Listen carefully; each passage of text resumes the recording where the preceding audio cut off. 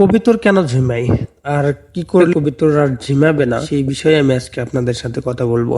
আসসালামু আলাইকুম, আশা করি সবাই ভালো আছেন। মূলত আমি কয়েকদিন ধরে অসুস্থ, আমি ওই জন্য ভিডিও বানাইতে পারি না। ঠান্ডার কারণে আমার নিজেরই অবস্থা খারাপ, আমি কথা বলতে পারতেছি না। আমার কণ্ঠ শুনে কিন্তু আপনারা বুঝতে পারতেছেন যে কিরকম অবস্থা আমার কণ্ঠের। ঠান্ডার সময় কবিতর ঝিমাই, আমরা হয়তোবা মনে করি যে ঠান্ডার কারণে হয়তোবা ঝিমা, এটা একদমই ভুল। কবিতর ঝিমাই যদি তার অসুখ না থাকে তাহলে কিন্তু সে ঝিমাবে না। যতই ঠান্ডা লাগুক তারপরেও কিন্তু সে ঝিমাবে না। কিছুক্ষণের জন্য ঝিমালেও আবার কিছুক্ষণ পর আবার স্বাভাবিক। মূল বিষয় হচ্ছে কি যে কবিতরের এই ঠান্ডার কারণে কিন্তু অনেক জ্বর সর্দি হয়ে থাকে। কবিতরের যদি ঠান্ডা লাগে তাহলে জ্বর সর্দি হয় আর কি। তো এই প্রসেসটা যদি আপনার না জানা থাকে তাহলে আপনারা এই ভিডিও থেকে আপনারা নিতে পারেন, ব্যবহার করতে পারেন যে কবিতর ঝিমাবে না, জ্বর সর্দি হবে না, এরকম একটা। আপনারা চাইলেই নিজেই কিন্তু এই পদ্ধতিটা ব্যবহার করতে পারেন। মূলত বিষয় কবিতরের বাসস্থানটা অন্তপক্ষে নিরাপদ জায়গাতে হতে হবে,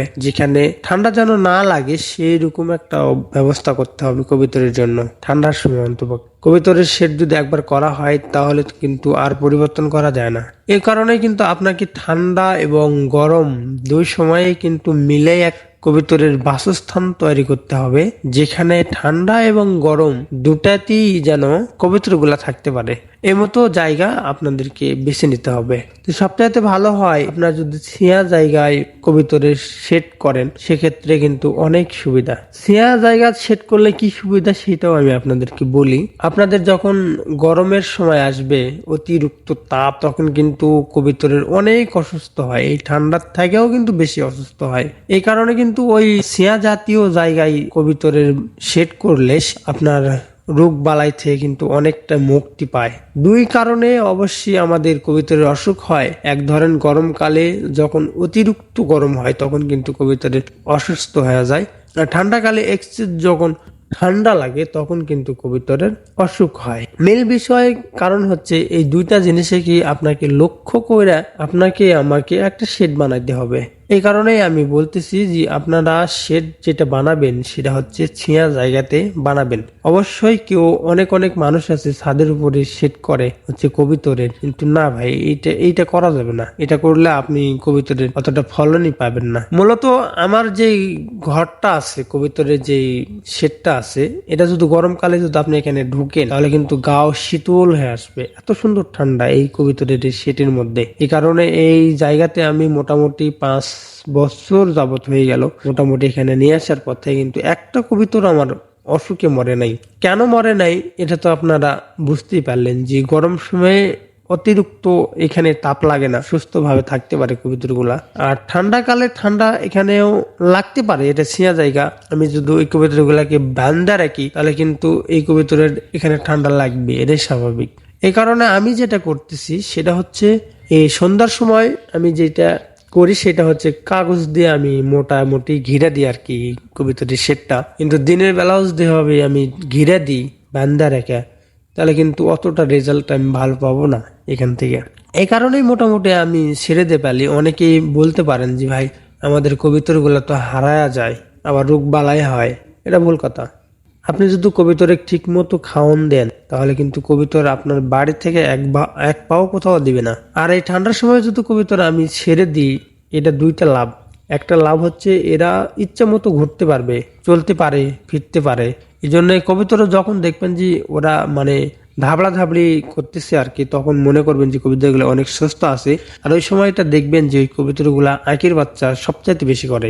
কারণ কবিতর যতক্ষণ পর্যন্ত আনন্দ না করবে ততক্ষণ পর্যন্ত কিন্তু একই বাচ্চা অতটা আসে না, আমার এটা জানা মতে। তা আপনারা এই ধরনের ব্যবস্থা নেবেন। আর যারা এই কবিতর বান্ধে পালে তাদের কাছে আমার একটাই অনুরোধ, আপনার সেটা যদি এরকম প্রবলেম হয়ে থাকে তাহলে আপনার কবিতর গুলা ছেড়ে দেন ভাই।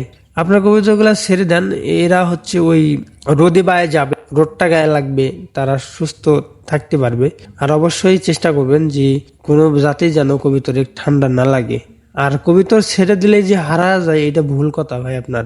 আমার কবিতর আজ পর্যন্ত কোনো কবিতর হারা যায়নি, তবে মাঝে মাঝে দু একটা কবিতর হারা যায়, কারণ সেটারও একটা কারণ আছে। কারণ কুকুরে কিন্তু হামকি দেয় কবিতরকে, কুকুরে হামকে ওই দুইটা একটা কবিতর নেওয়া যায় আর কি, এইভাবে কবিতর নষ্ট হয় দুই একটা বছরে। তো এটা সমস্যা না, বছরে দুই একটা কবিতর নষ্ট হলে এটা কোনো সমস্যা না, কিন্তু আপনার বছরের সময় যদি প্রত্যেকটা কবিতরের অসুখ ধরে মারা যায় তাহলে তো বুঝতেই পারছেন যে কি হচ্ছে, আপনার ডালিত করে লেরে ফেল দেওয়া লাগবে। সেটা না করে আপনারা কবিতর সবসময়ের জন্য ছাড়া দিয়ে পালেন, আপনার কবিতরের রোগ বালাই একেবারেই কম হবে। আর কবিতরের খাবারের বিষয়ে আমি আপনাদেরকে বলি, যত ধরনের জিনিস কবিতরে খায় এগুলো কিন্তু আপনি টাকা দিয়ে সংগ্রহ করলেও করতে পারবেন না, এত পরিমাণের জিনিস ওই কবিতর গুলা খায়, অনেক কিছু খায়। আপনি কেউই জানি না যে কবিতরে কতগুলা জিনিস খুঁটা খুঁটা খায়। বিশেষ করে আমি বলবো আপনারা ছাইরা দেয়া কবিতর পালেন, আর ঠান্ডা জায়গায় কবিতর পালেন। শীতকালে ঘিরে সুন্দর করে ঘিরে দিবেন, একটু রোদ বাড়ালে ছেড়ে দিবেন কবিতর গুলা রোদে বায়ে ঘুরবে। আবার গরমকালে ওই যে ঘিরা দিছেন চট বস্তা দিয়ে যেগুলা ঘিরা দিছেন ওগুলা খুলে দিবেন, বাতাসটা যেন লাগতে পারে, রোদ যেন না লাগে গরমকালে, এটা চেক দিবেন। তো দেখবেন যে আপনার কবিতর গুলা আর অসুখে ধরবে না, 100% শিওর। আর ওই কবিতর গুলাকে আর অসুখে ধরবে না। এই হচ্ছে মূলত ভিডিও। আপনারা সবাই ভালো থাকবেন, সুস্থ থাকবেন, আর আমার জন্য একটু দোয়া করবেন। আসসালামু আলাইকুম রহমতুল্লাহি ওয়া বারাকাতুহু।